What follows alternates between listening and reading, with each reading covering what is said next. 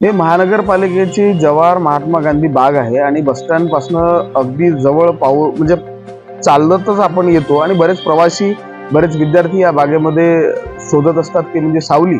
आणि अशा ठिकाणी आल्यानंतर त्यांना तिथे ते सगळं बागेतलं वातावरण बघून अस्वच्छता बघून मला तरी असं वाटतं की कोणाला आवडत नाही, कारण घरात आपण प्रत्येक जण स्वच्छ राहत असतो.